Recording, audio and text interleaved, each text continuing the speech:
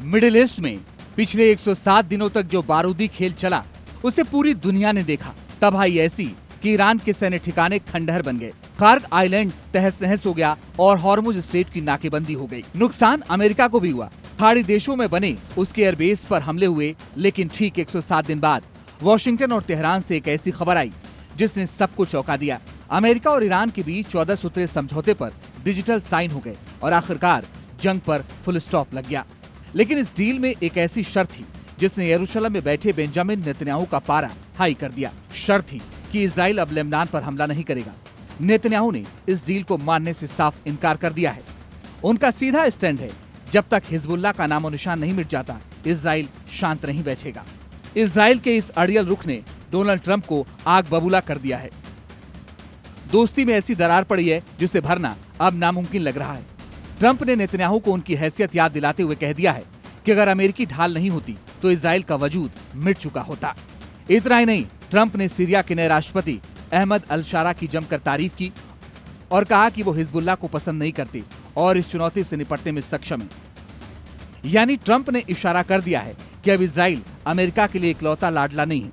Trump के इस वार पर इजराइल ने भी चुप रहना गवारा नहीं किया। यरूशलेम से ऐसा पलटवार आया जिसने वॉशिंगटन को भी सन्न कर दिया। इजराइल ने दो टूक कह दिया कि अगर ट्रंप का ये सोचना है कि बिना अमेरिका के इजराइल नहीं होता, तो अमेरिका भी ये कान खोलकर सुन ले कि बिना इजराइल के मिडिल ईस्ट में अमेरिका का भी कोई वजूद नहीं होता।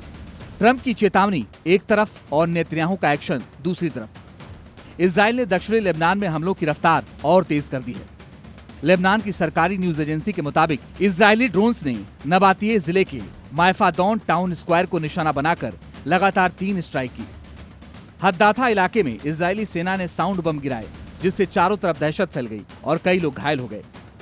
इजराइल की वायुसेना पिछले कई हफ्तों से इस पूरे इलाके को शमशान बनाने पर तुली है। इधर अमेरिका से डील पक्की करने के बाद अब ईरान पूरी दुनिया के सामने विक्टिम कार्ड खेल रहा है।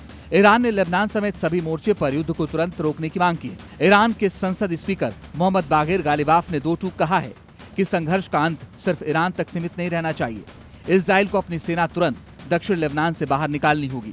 ईरान और अमेरिका की 107 दिनों की जंग तो कागज पर खत्म हो गई, लेकिन जमीन पर असली महाभारत अब शुरू हुई है। बेंजामिन नेतन्याहू किसी भी कीमत पर झुकने को तैयार नहीं है और डोनाल्ड ट्रंप अब इजराइल के आउट ऑफ कंट्रोल जिद को बर्दाश्त करने के मूड में नहीं है।